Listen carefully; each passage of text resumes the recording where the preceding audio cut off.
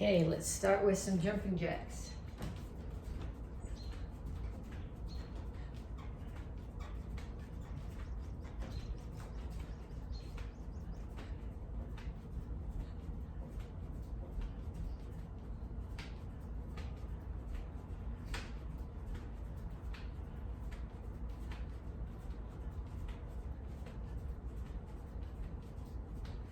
And then punches. Keep your hands up. Keep your feet moving. Rotate into all of the backhand punches.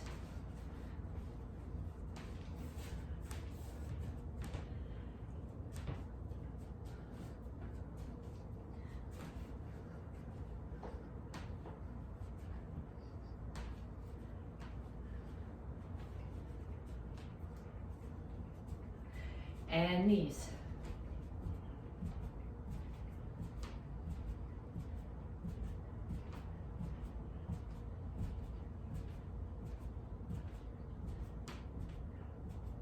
Other side.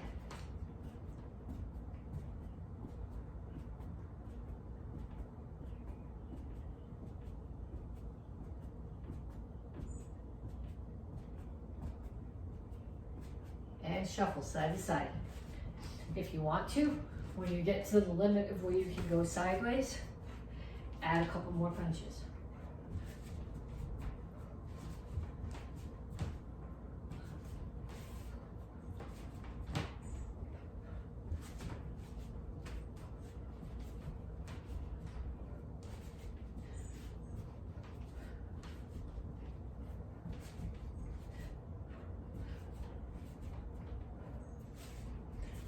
Then ladder steps. Knees up as if there's a ladder on the floor and you're stepping between the rungs.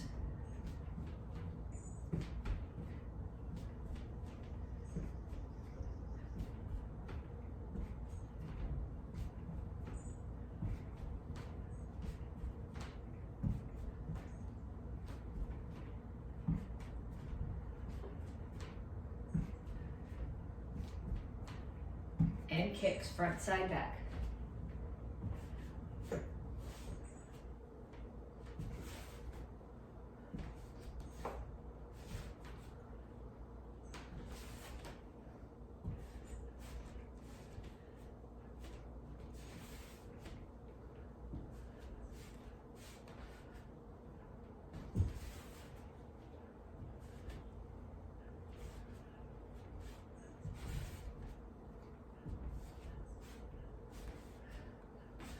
Okay, so now you need to do each one of those sets 2 more times. So jumping jacks, punches, shuffle, side to side, knees, ladder steps, and kicks. 30 seconds, 2 more times through. And then come back to me to stretch. Okay, reach for the ceiling. Reach straight out to the front. And reach for the floor.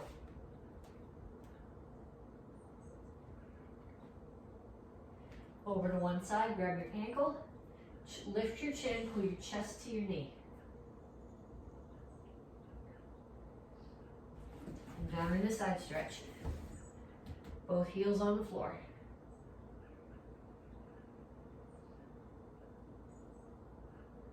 Turn, stretch your hip flexor.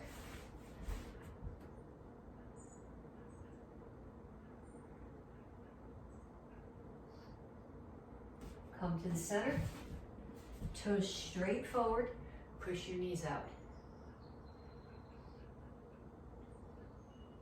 Other side, grab your ankle.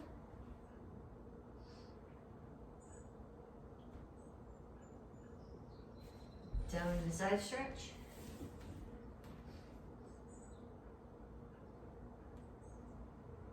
And then turn and stretch your hip flexor.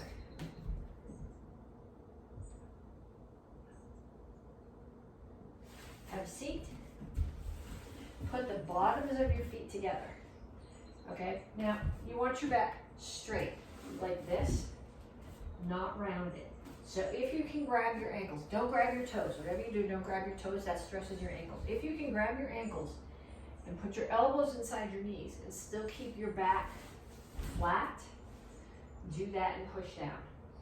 If grabbing there rounds your back, then put your hands here instead and just pulse your knees down.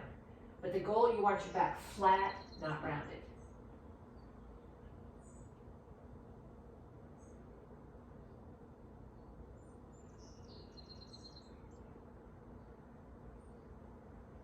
And then feet out. Over to one side, grab your toes, and reach over the top.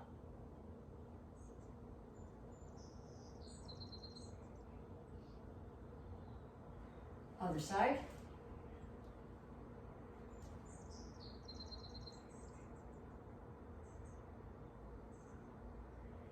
And then chin up, toes straight up, reach your elbows toward the floor.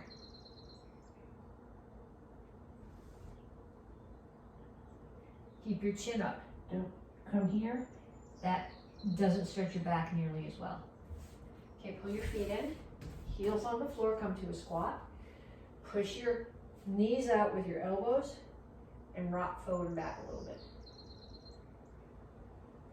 Okay, then put your hands down on the floor and straighten out your legs. Tuck your chin, round your back.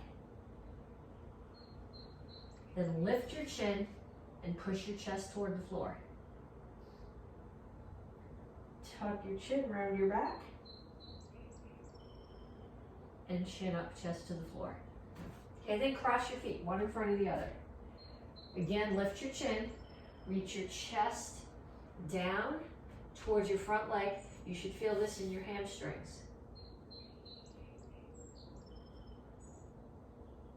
And switch feet.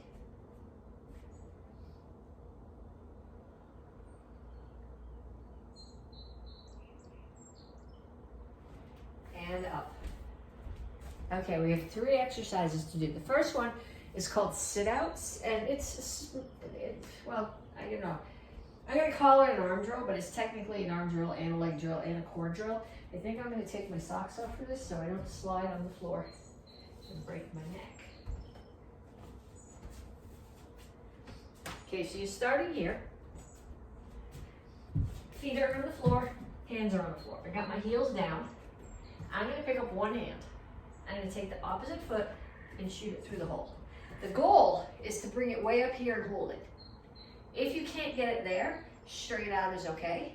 Straight out and reach is harder. If you can't get it there, pull it through and touch the floor with it, and then pull it back. So one hand comes up. So the opposite foot. So pick my right hand up. My left foot is going to shoot through the hole. And then back. And pick my left hand up. Right hand shoots through the hole. And back. Right hand up. Left foot through the hole. Okay, if you want more of a challenge, put something there to kick. Okay, I'm not going to kick the leg of my kitchen table because I don't really want to knock the table over, but if you have a heavy bag or you have a soft couch, put that where you can't quite reach. So pick up your hands, take your foot, come through, and reach and touch your foot to whatever the target is. That'll force you to stretch a little bit. It puts more stress on your core when you do it.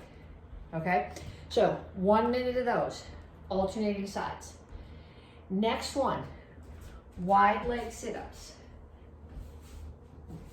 So I'm going to give you 2 options here. You can either sit here like this with your feet out, or you can sit with your legs crossed. In both cases, I don't want to hit my head on the brakes, I want your hands straight up. Okay, so they're not coming back here behind you, because then you tend to use them to pull this way, which is not what I want. I want them here. So they're going from straight up, and they're staying straight up. So I'm either sitting with my legs crossed and doing sit-ups, or with my feet out and doing sit-ups. And 1 minute of those, one or the other, legs crossed or feet out. And then one more. These are squats. I'm going to do them wide-legged.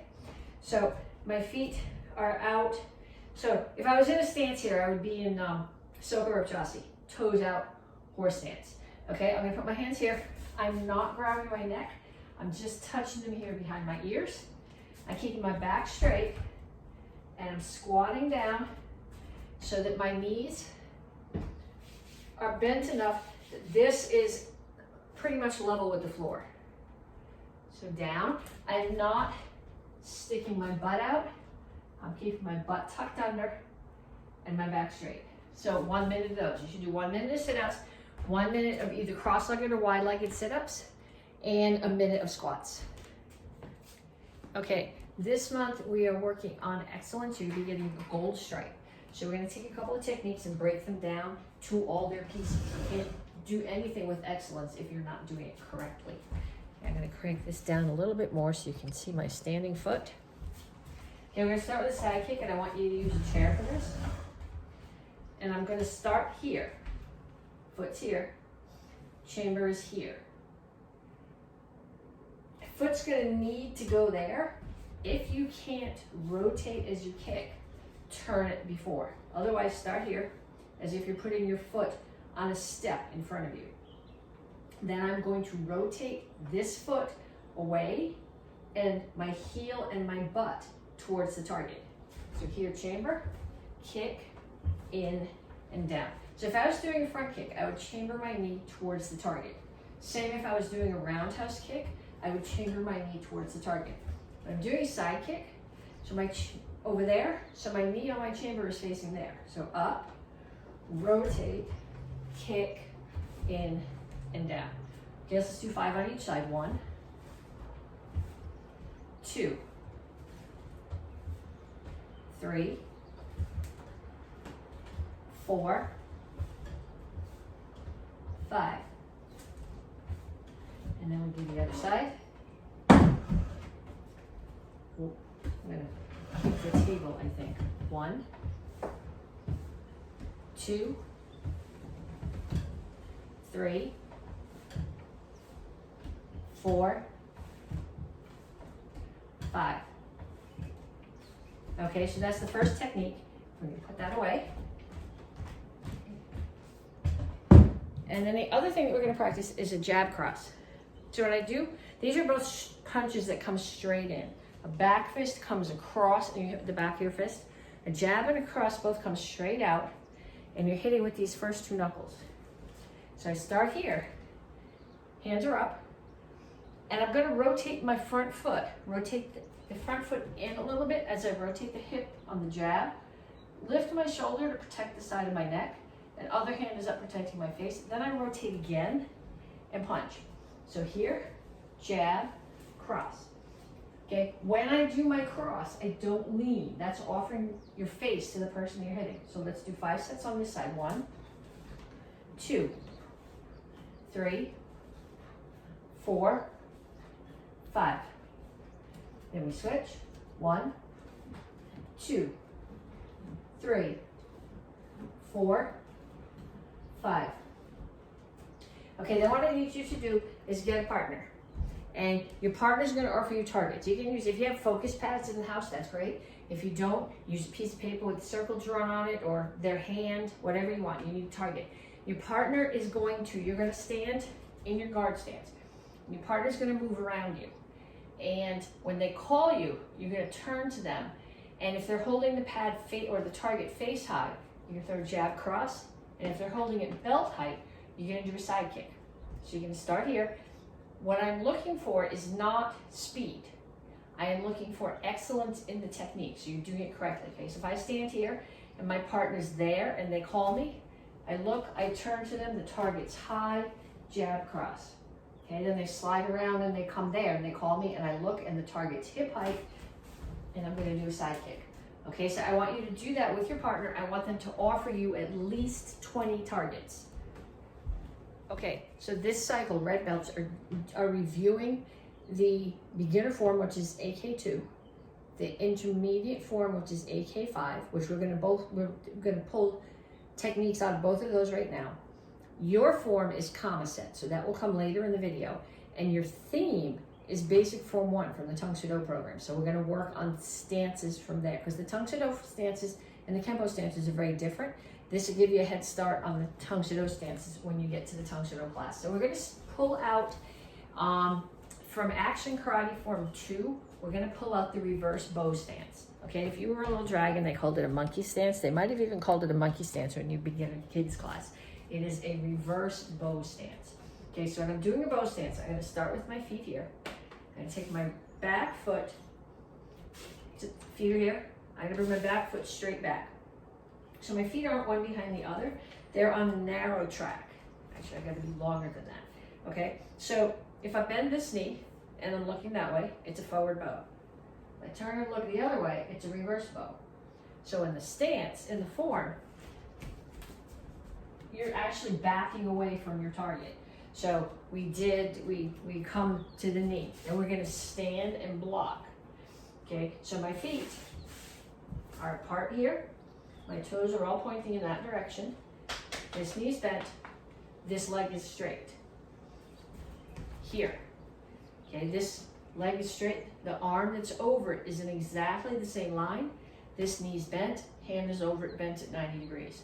Okay, so I want you to practice backing up with that stance. I'll do it back to you, going this way, and I'll do it going sideways so you can see that my angle's better. So I start here, I'm looking. This is a reverse bow. If I look that way, it becomes a forward bow. Step back, reverse bow. Step back, reverse bow. Step back, reverse bow. Then going sideways so you can see my angles here. Step back, step back, step back. Okay, so I want you to go up and down a few times. Then we're going to take from Action Karate Form 5, we're going to take back leg roundhouse kick, slide up double side kick. So I'm going to start here. I'm going to take my front foot, I'm going to turn it. It's standing, it's facing this way while I'm in my guard stance, but my target for my kick is there. Actually, my toe is going to be all the way back there by the time I kick. And that's a long way to drag your foot on the floor. So I turn it halfway. Pick your knee up, knees facing the target, turn my hips the rest of the way, roundhouse kick, slide up. I'm going to do 2 side kicks. When I slide up, my toes are facing that way. I'm going to side kick low, re-chamber, side kick high. Turn my foot, chamber here, roundhouse kick, slide up, low side kick, high side kick. And then we'll go the other way. I'm not sure how much you can see this. Maybe I should do one here. Okay, so I'm here, turn, bring the knee up, roundhouse kick, slide up, low side kick, high side kick. Okay, so I want you to go back and forth about 6 times. Then, from Action Karate Form 1, and you guys, instead of having a form and a weapon this cycle, or the weapon is usually the theme, your form this cycle is composite. So your theme is basic form 1. So this stance is called, you call it a front stance in Kempo. In Tang Soo Do, it's called Chungal Chassi. So I start with my feet together, and then I'm going to step them out. People will tell you that your stance should be about as wide as your shoulders. It's actually got nothing to do with how wide your shoulders are. It's got to do with how long and how flexible your legs are. Okay, so my legs are very long and they're pretty flexible. So my stance is wide. Okay, so I'm going to step out here, and then I want you to visualize the box. Okay, so let me.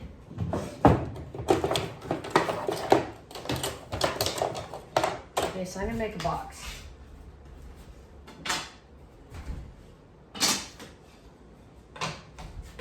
And I think that box is probably about the size of my stance. Can you see the box on the floor? So I put my 1 foot here and 1 foot here. So the size of my box, the distance of my box this way, is the same as the distance of my box this way. If your box is not even, you end up here, which is closer to a bow stance. It's not really a bow stance either. It's just sort of nothing. Okay, so my feet are shoulder width apart. I'm going to take the right one and I'm going to slide it straight back. Now look at my toes. All my toes are facing straight forward. My front knee is bent, my back knee is straight. I'm going to put my hands here. My head is not going to go up and down when I do this. My head stays at this level. So this is called an index. When I bring my foot in, my right foot's going to come all the way in and step all the way out. Left one, same thing. In, out, in, out. Then I'm going to do the same thing going back. In, out, in, out, in, out. Then I will show you sideways so you can see this knee's bent, this one's straight. Okay, as I come through my feet together, the index, both of my knees are bent. What people tend to do is they straighten both of them, which makes you tall and then short. And that's not where it should be. You're here, both knees are bent, or this one's bent, this one's straight, but I'm not gonna unbend this one, so this one to fit has to bend too. And I step out and then straighten the back one, in and out. Okay, so I can't do this on my kitchen floor, but I would like you to do is take a piece of chalk and go out in the driveway. Figure out how wide your stance is and draw 2 lines leading out from where your feet are. And then I want you to do, as if they were railroad tracks, and then I want you to do this forward and back on your line. Until every time you do it, your shoulders are square and your toes are square. Okay, the beginner self-defense that we're gonna review today is single wrist grab, opposite side with a low block. Okay, so my hands are up. Actually, probably only have one up. I don't want any trouble. And someone grabs my wrist. We tend to do it crossed, like so if their right wrist would grab my right hand, but it doesn't really matter which way you do it. But whichever foot, whichever hands they grab, the foot underneath that is gonna step back. Because if they grab my hand and the opposite foot steps back, my hand hasn't moved. But if they grab this and I step back with the foot under it and pull, there's a good chance I'm gonna break their balance and they're gonna let go, and then the self-defense is over right there. I don't have to do anything else. Okay, so I'm here. They grab that hand. I bring my other hand up to my ear, and I'll show you facing frontwards too. And as I step back, the back of my base of my arm here is hitting their wrist. So I don't want any trouble. Step back, push them off, punch, kick, cover out. Okay, so facing you, hands are up, they grab one, I don't want any trouble. The foot underneath steps back, I pull as I bring my other hand up, as if I was chambering for a low block. Push off, punch, kick, cover out. Okay, and we're gonna start a self-defense from your curriculum. This one is assuming somebody is coming running at you.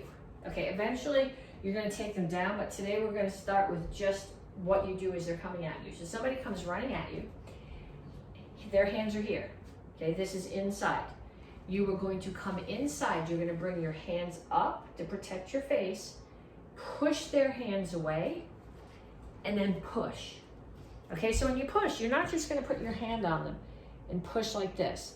You're gonna take your palm heel, which is this, and you're gonna practice this with someone at home. Put your hand right here and just push. So pop and push. Okay, so they're coming at you. Hands come up in between them, protect your face. Push their arms away and then push. Okay, so find somebody in your house to practice with. They're gonna do your wrist grab at least 10 times and coming at you at least 10 times. Okay, chucks. Beginners are doing single chuck this cycle, intermediate are doing double chucks. Okay, look at your chucks. When you hold your chucks, you wanna hold them as close to the string as possible. If you hold them out here, at some point you'll smack yourself in the head. And if you're using rubber chucks or the foam ones and you say, well, that's not a big deal, I've hit myself in the head with foam chucks hard enough to knock the lens out of my glasses. Okay, so you wanna hold it right here, close to the string. Then I'm gonna bring it here, and I'm gonna make backwards circles. Okay, then I'm gonna take that backwards, that circle that I'm making, and I'm gonna bring it down here. So it's level to the floor here, and still making that backward circle.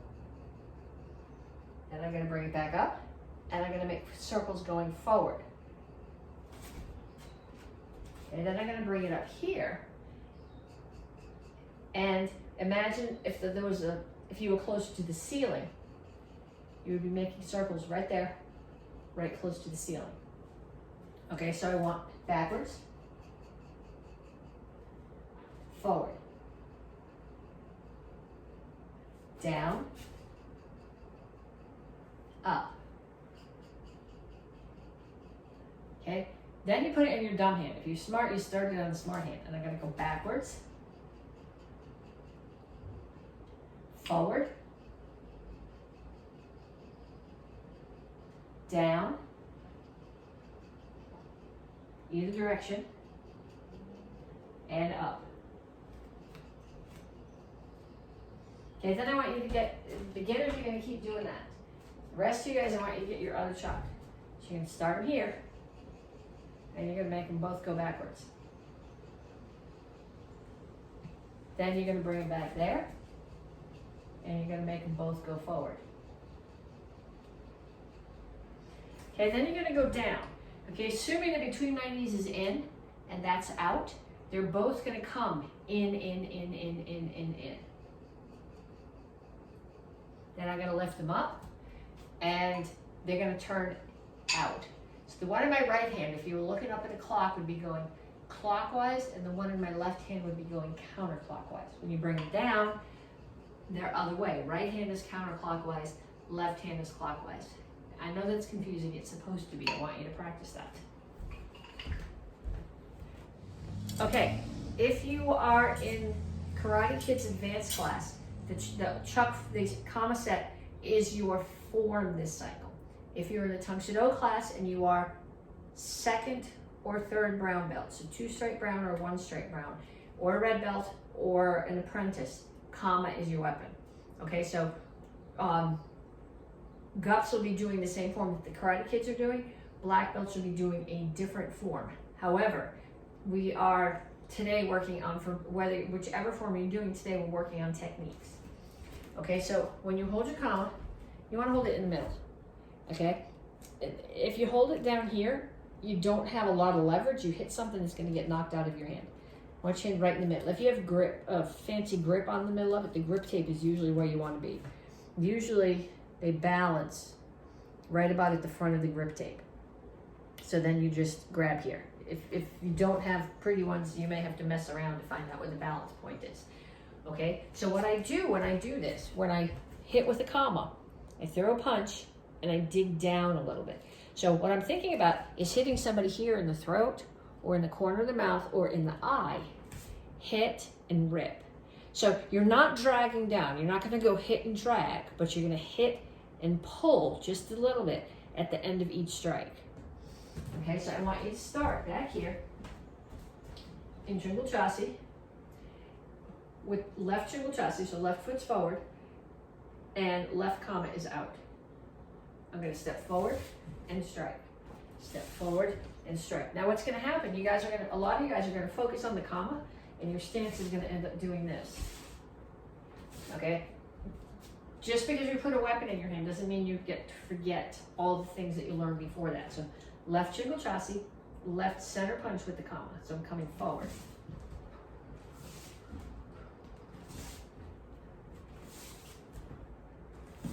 And then I'm going to go back.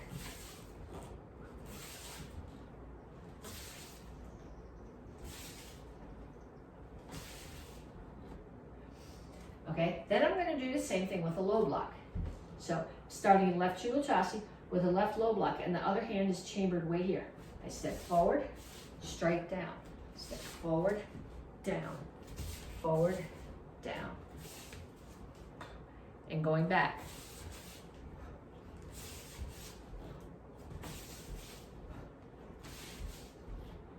Okay, and I want you to think about when you're holding on to these, there's going to be opportunities to do spins. If you have a death grip on your weapon, there's going to be no spin happening. So think about holding it between your thumb and your first finger. Okay, so what I'm going to do is I'm going to, between my thumb and my first finger, I'm going to push it down, roll it towards the outside of my hand, and grab. So you're not just making endless circles. You're going to circle and strike, circle and strike. It's still a weapon. Okay, so here, hold it between the thumb and the first finger, drop it. I use my index finger to push. It comes to the outside of my wrist and strike.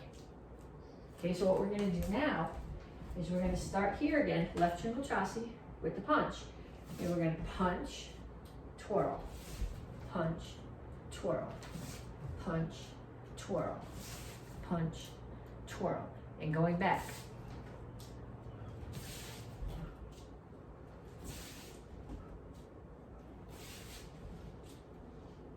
Again, I want you to do that. So you can go back and forth, back and forth. Every punch hits, twirls, and hits again. So it should be punch, punch,